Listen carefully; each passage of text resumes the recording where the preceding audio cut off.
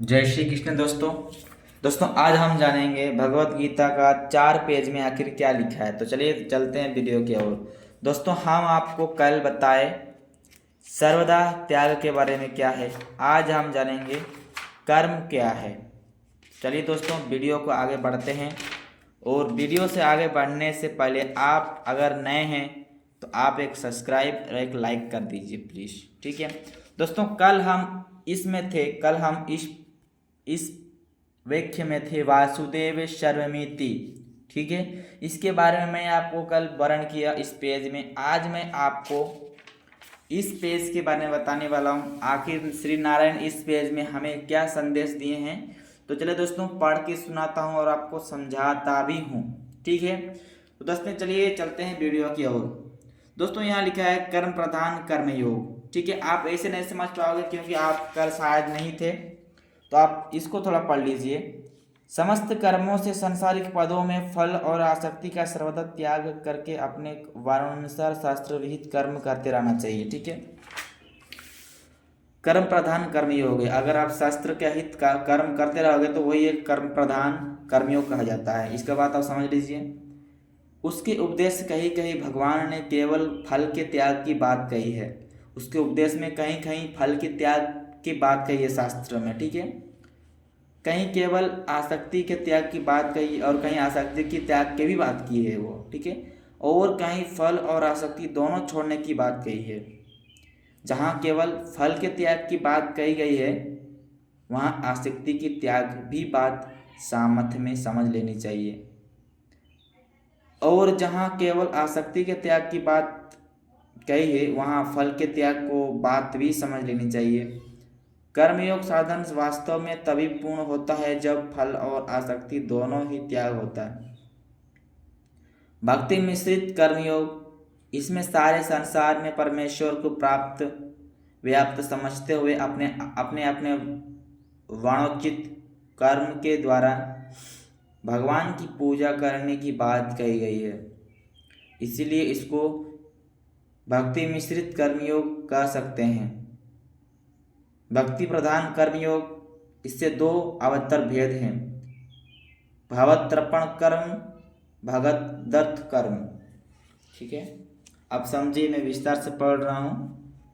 भगत दत्त कर्म भी दो तरह से किया जाता है।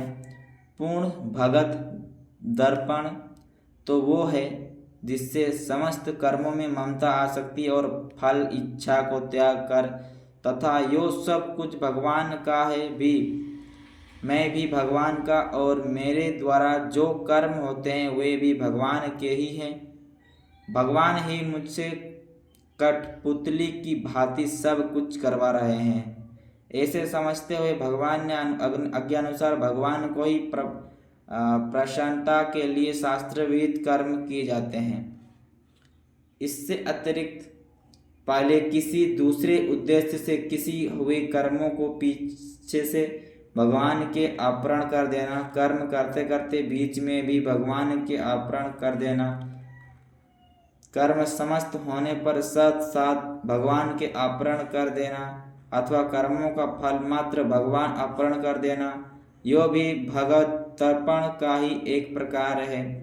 यहाँ भगत दर्पण की प्रारंभिक सीढ़ी है। ऐसे करते करते ही युक्त पूर्ण भगत दर्पण होता है। भगत दर्पण कर्म दो ही प्रकार होते हैं, जो शास्त्रविहित कर्म भगवत प्राप्ति, भगवत प्रेम अथवा भगवान की प्रसन्नता के लिए भगवदानुसार किए जाते हैं, वही तथा जो भगवान के विग्रह आदि का आचरण तथा भजन ध्यान आदि उपासना रूप कर्म जो भगवान के ही नियमित किए जाते हैं और स्वरूप भी भागवत संबंधी होते हैं, वे दोनों ही भगत दत्त कर्म के अंतर्गत हैं। इन दोनों प्रकार के कर्मों का मत कर्म और मतर्थ कर्म नाम से भी गीता में उल्लेख हुआ है, जिसे अन्य भक्ति अथवा भक्ति योग कहा जा गया है। भगदर्थ इन दोनों कर्मों में ही सम्मिलित है। इन सब का फल एक भगत प्राप्ति ही है। अब प्रश्न यह होता है कि योग निष्ठा स्वतंत्र रूप से भगवत प्राप्ति करा देती है या ज्ञान निष्ठा अंग बनाकर? इसका उत्तर यह है कि गीता की दोनों ही बातें मान्य है, अर्थात भगवत गीता योग निष्ठा भाव प्राप्ति यानी मोक्ष स्वतंत्र साधन भी मानी जाती है।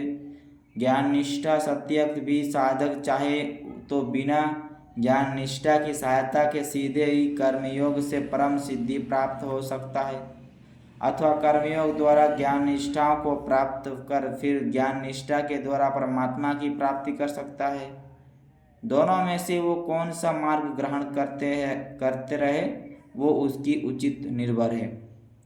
ज्ञान निष्ठा स्वतंत्र साधन है, इस बात को भगवान ने स्पष्ट शब्दों में कहा है तथा भगवान ने चिंत लगाकर भगवान के लिए ही कर्म करने को भगवान की कृपा से भगवान मिल जाते हैं।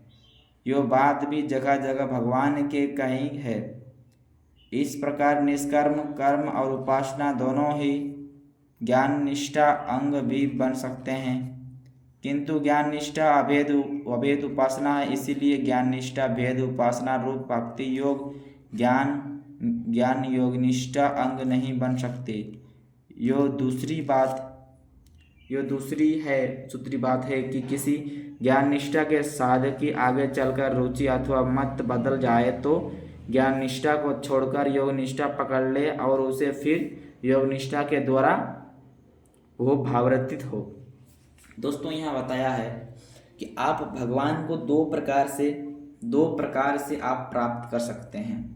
पहला योग निष्ठा और दूसरा ज्ञान निष्ठा।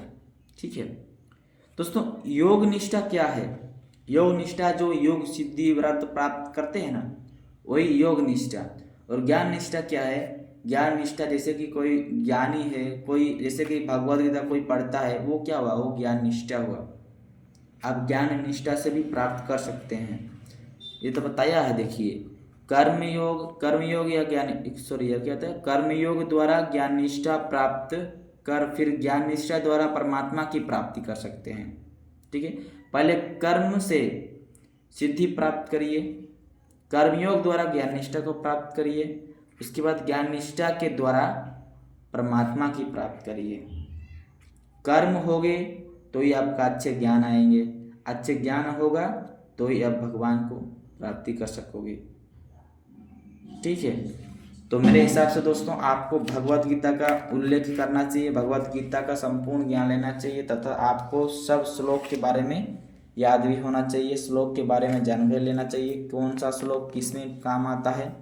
और ये संपूर्ण भगवत गीता पढ़ के संपूर्ण श्लोक अपने जीवन में उपयोग में लाओ, आपका कल्याण होगा।